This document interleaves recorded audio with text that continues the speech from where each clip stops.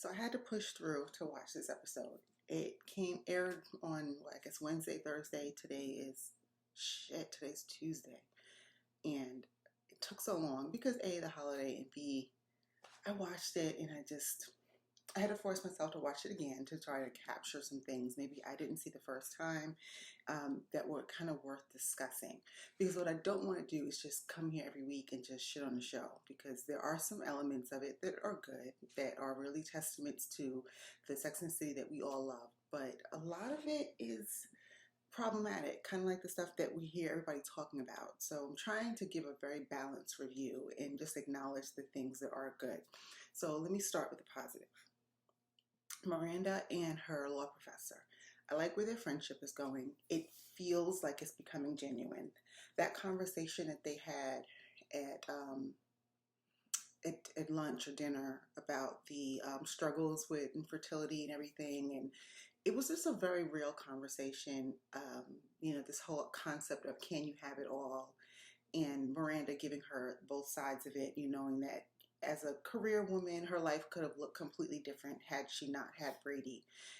But she's made sacrifices so that she could have a family, and she sees the benefit of it sometimes, and there's times when she doesn't. And I love that the professor, and I can't remember her name, is it Naya, something like that, where she's saying that she went through all this stuff with IVF, and when it didn't work, she had a sense of relief, which is so honest. And something a lot of people probably wouldn't admit, because we are in a society where if it's thought that everybody wants children, should want children, and if you don't, that there's something wrong with you. And to be able to say out loud that she likes her life the way it is and that there was relief is huge, especially for women who are struggling and want that. They would be so upset to hear somebody say that, because that's all they want in this world. But what we have to realize is that we all have different paths and we all want different things, and just because somebody doesn't want what you want doesn't mean that they are saying there's anything wrong with your decision. So and I'm going down a rabbit hole with this, but I just say this all to say that I thought that was a really good conversation, and I think it's something that lends to a genuine friendship. So like you see there's a foundation there for them,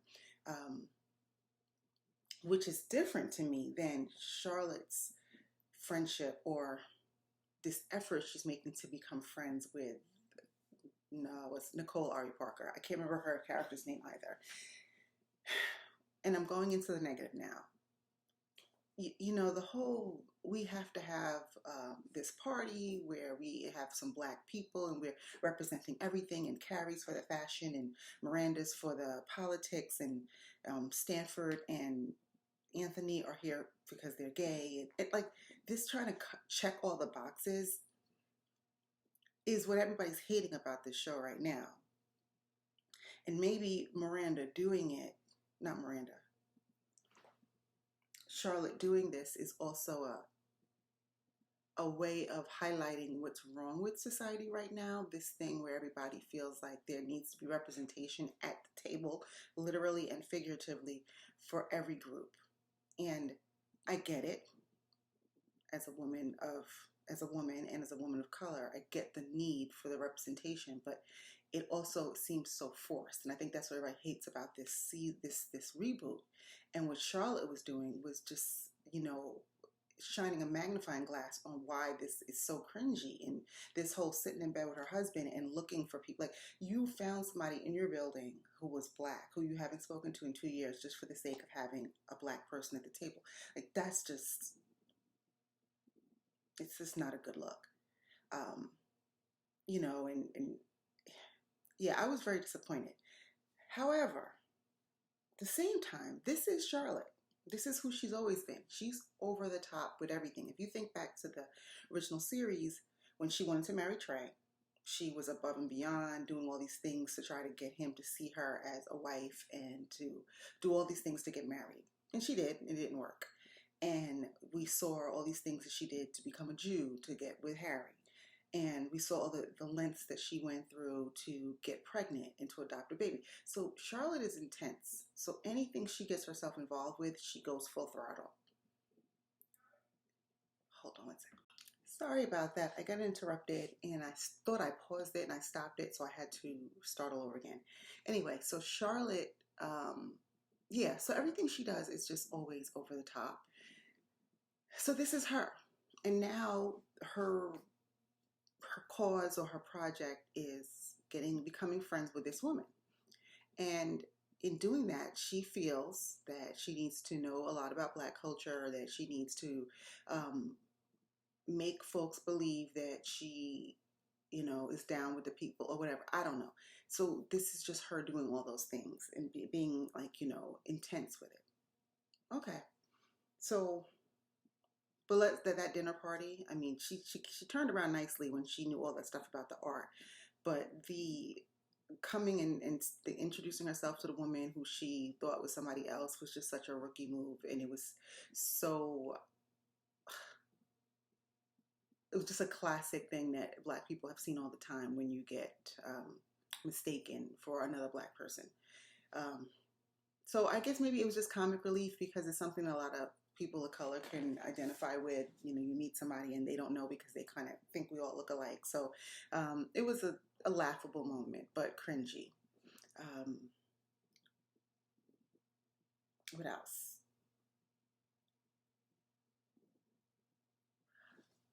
So kind of segueing into the negative is this woke thing that everybody's talking about.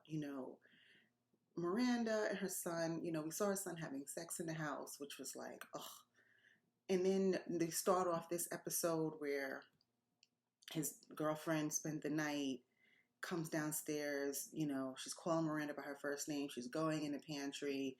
Later on, Miranda's telling her, Naya, how, her son called her a bitch because something about his girlfriend. I mean, like, really, I know that that's a sign of the times, but I just didn't think that Miranda would be that kind of mother to accept that behavior. But I guess she is, and as much as we hate it, it's a reflection of how things really are looking these days.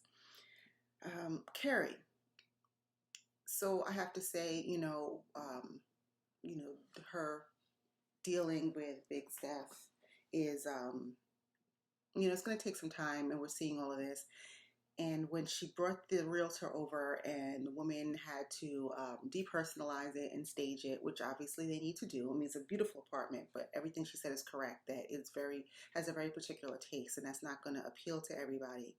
But when she took Big's ashes and put it in the Barney bag, that was very, very touching.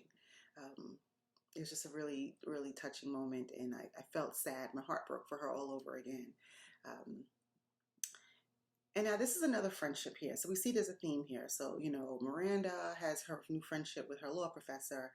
Charlotte is chasing this friendship with Nicole Ari Parker. And now Carrie is starting this friendship with her real estate agent, Seema, who is, I'm assuming, an Indian woman. She said her name had Hindi roots. So we're covering all the bases, right? So we have, all these new colorful friendships that we did not see in this series, unfortunately. And it definitely seems pushed, like a pushed agenda. But at the same time, I do like some of the development. So Carrie and Seema do seem like they are developing something. And it came from a moment of negativity. So when her and Big's picture was cracked and she had this meltdown, and Seema apologized, but then also told her how she offended her when she said it was good that she's still putting herself out there. And I thought that was a very authentic moment. It's hard to be honest with people. It's hard to be honest with your friends, let alone somebody who you just met, and to be vulnerable. And they both showed vulnerability in that moment. And I think that's a good foundation for a friendship. So I can see where this might develop into something which seems authentic. And we'll see what happens.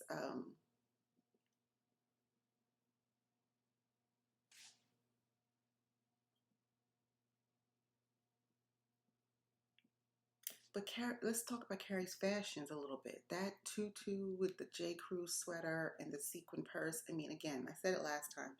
She just looks sloppy. She looks like somebody who's trying to hold on to her youth. And I get it. She's an eclectic person, and she has all of these, clothes that are She's always had this crazy sense of fashion, but there does come a point in time where you kind of have to shift because it's just not attractive anymore. Now you're looking like a crazy cat lady, and yeah, I'm waiting for Carrie. She has her moments where she looks classy and refined, and you can still be classy and still be a little eclectic. But this whole just I'm gonna throw on whatever I find first in my closet. It's just not a good look for her. Um, so I'm hoping that we see less of that.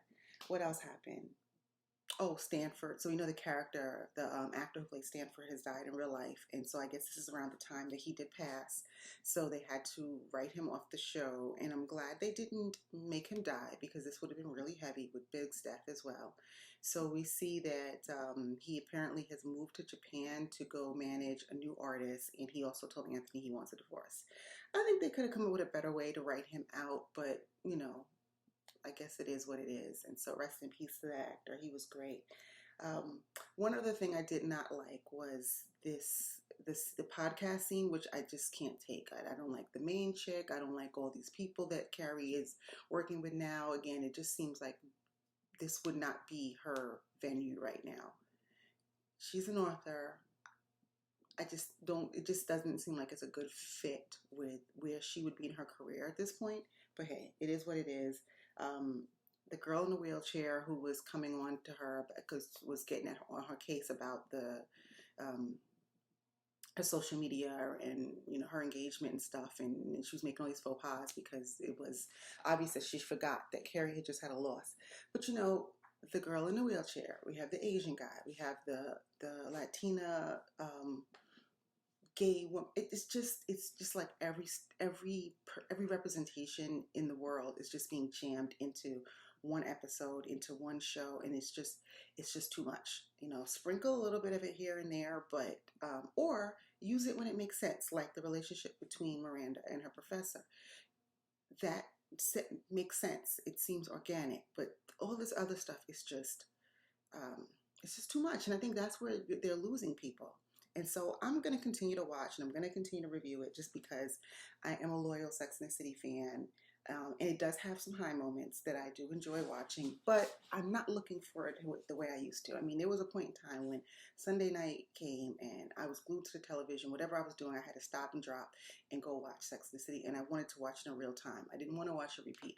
And now I'm to the point where it's like, oh, I'll catch it when I catch it, which is never the way I felt before. So, I will continue to watch. I will continue to try to look for the high points as well because I just don't want to shit on the show the whole season.